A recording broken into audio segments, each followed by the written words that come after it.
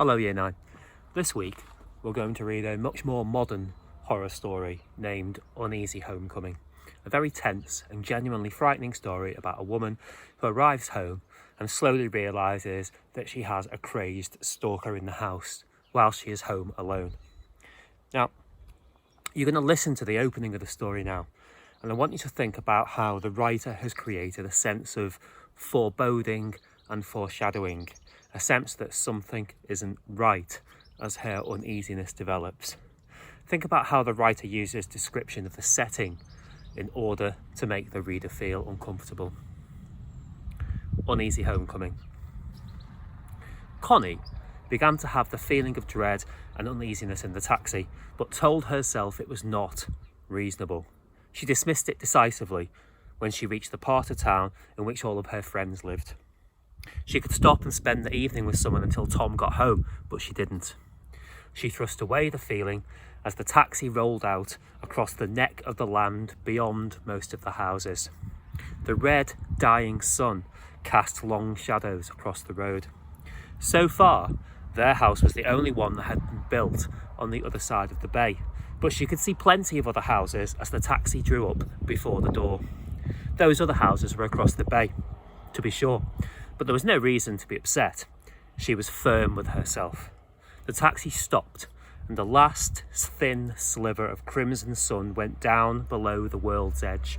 Dusk was already here, but everything looked perfectly normal. The house looked neat and hospitable, and it was good to be back. She paid the taxi driver, and he obligingly put her suitcase inside the door. The uneasy feeling intensified as he left, but she tried not to heed it.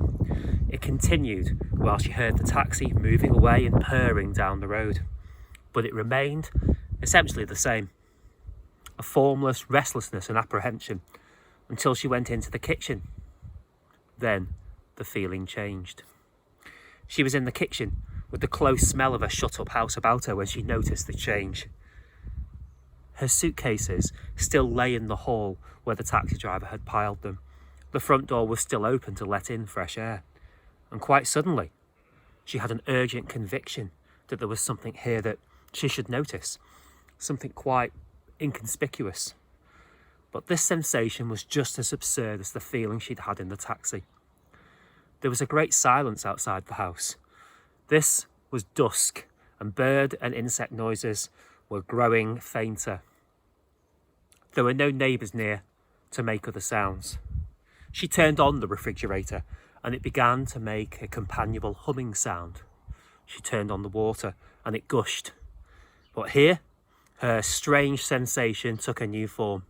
It seemed that every movement produced a noise which advertised her presence, and she felt that there was some reason to be utterly still. And that really was nonsense too. She glanced into the dining room. She regarded her luggage still piled in the hall near the open front door. Everything looked exactly as everything should look when one returns from 2 weeks' holiday and one's husband has been away on business at the same time. Tom would get home around midnight. She had spoken to him on the phone yesterday. He would positively get back in a few hours, so it would be absurd not to stay here to greet him.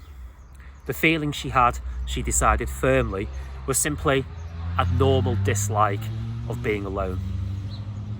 And she would not be silly. She glanced around the kitchen. Afterwards, she remembered that she had looked straight at the back door without seeing what was there to be seen. She went firmly down the hall. Then she went out of doors to look at her flowers. The garden looked only a little neglected. The west was fading, already dim glory of red and gold. She could not see too many details, but the garden was fragrant and appealing in the dusk. She saw the garage locked and empty, of course, since Tom had the car, and felt a minor urge to go over to it, but she did not.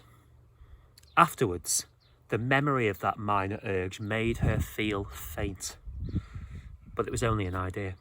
She dismissed it.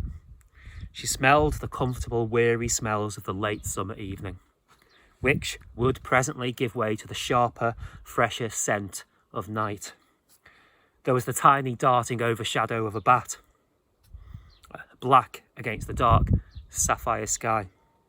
It was the time when, for a little space, peace seems to enfold all the world. But the nagging uneasiness persisted even out here. There was a movement by the garage, but it failed to catch her eye.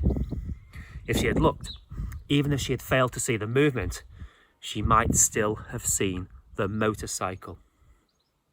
It did not belong there, but it was leaning against the garage wall, as if its owner had ridden it here and leaned it confidently where it would be hidden from anyone looking from across the bay.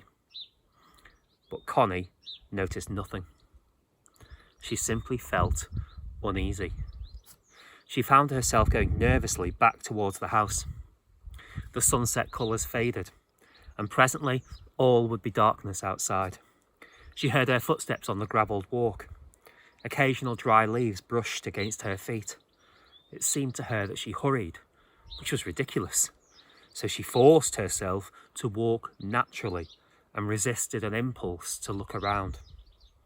That was why she failed to notice the pantry window.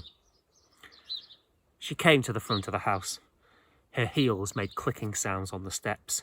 She felt a need to be very quiet, to hide herself. Yet she had no reason for fear in anything she had actually noticed. She hadn't seen anything odd about the back door or the pantry window. She hadn't noticed the motorcycle or the movement by the garage. The logical explanation for her feeling terror was simply that it was dark and she was alone. She repeated that explanation as she forced herself to enter the dark front doorway.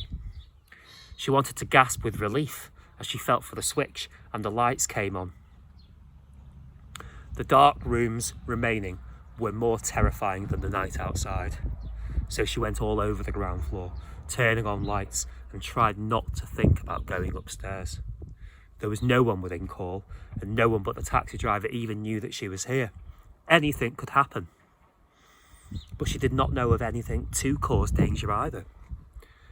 Connie had felt and fought occasional fear before.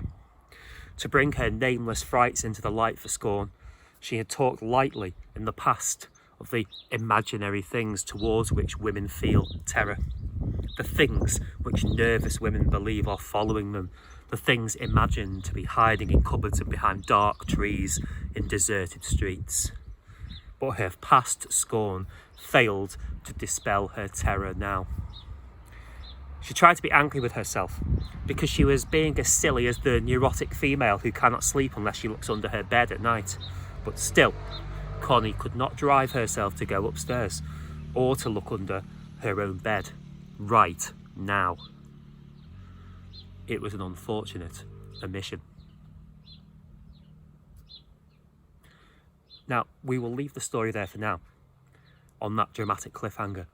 What is under Connie's bed? And we will come back to that next time. Now, for this lesson, please look at the slides that I have shared with you that focus specifically on how the setting is presented in this opening of the story. Now, the first couple of slides give you some definitions of some key terms, some of which you have probably encountered before and some perhaps not. All of them are really useful definitions and concepts for you to take forward into GCSE next year. So it is worth assimilating, learning their meanings now, and to think about how you could apply those key terms to your answers in the slides that follow. So crack on.